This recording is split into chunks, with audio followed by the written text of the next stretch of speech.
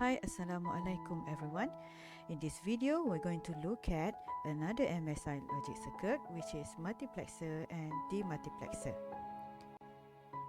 So what is a multiplexer?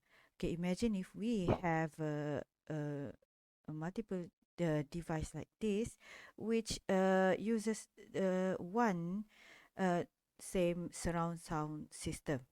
Okay, let's say at one time there can only be one device that uses the surround sound system. So what happened is that we will make use of a selector, which is connected to all the devices and the surround sound system.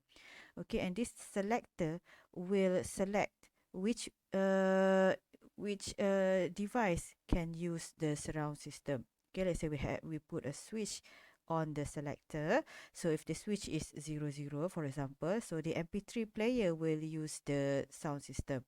Okay, if the condition of the selector condition is now 11, the cable TV, which is here, will use the surround system. Okay, so this selector device is what we call multiplexer.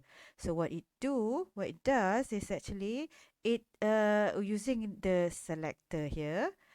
Okay, it allows multiple input to be uh, to be selected and goes to the output.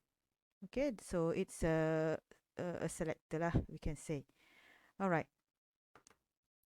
so let's see how it works. And a multiplexer must have a data select or a selector or selectors. Okay, it can be one selector or it could be more than one selectors. How many selectors depends on how many data inputs that we have. If we have, for example, uh,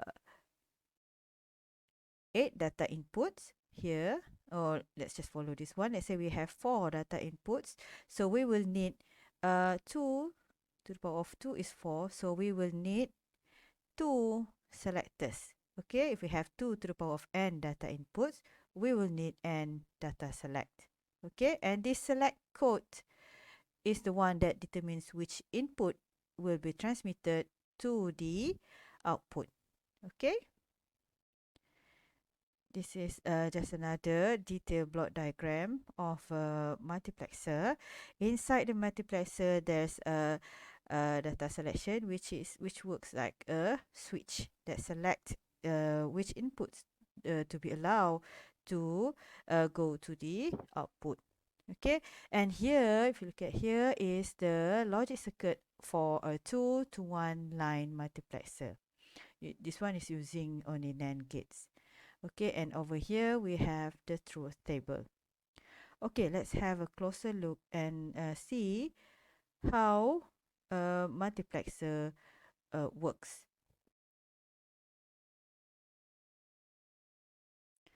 Now let's see how 2-to-1 line multiplexer works. 2-to-1 line multiplexer means that we have 2 inputs and 1 output.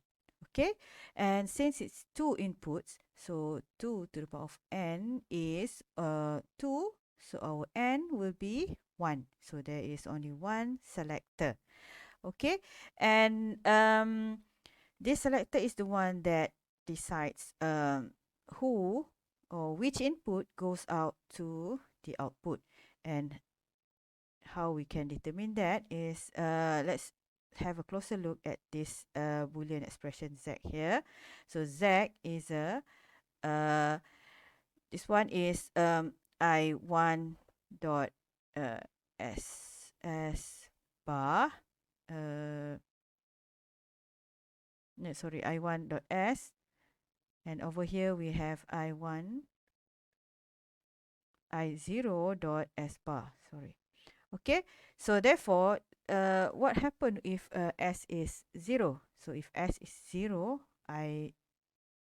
I0 will multiply with 1 since S is inverted here. and then I1 will multiply with 0. So therefore, at when S is 0, so Z will be equal to I0. Okay, so that is how multiplexer works. And if we have a more complex multiplexer, such as the 4 to 1 line multiplexer, so this means that we have 4 inputs and 1 output. So for this multiplexer, we have 4 inputs. So therefore, we have 2 selectors. Okay, and these 2 selectors is just simply representing the uh,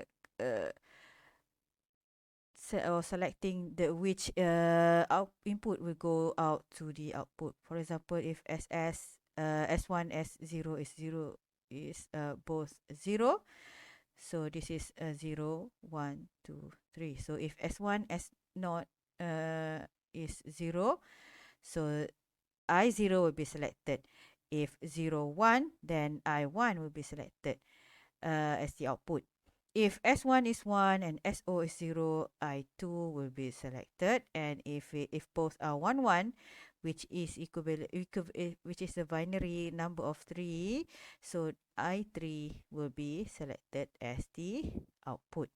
Okay, and even with a more complex multiplexer, such as the 8 to 1 multiplexer, the same concept still applies. So in this case, 8 to 1 multiplexer, which means it has 8 input and 1 output. But this one is 8 to 1 multiplexer is made of two 4 to 1 multiplexer over here.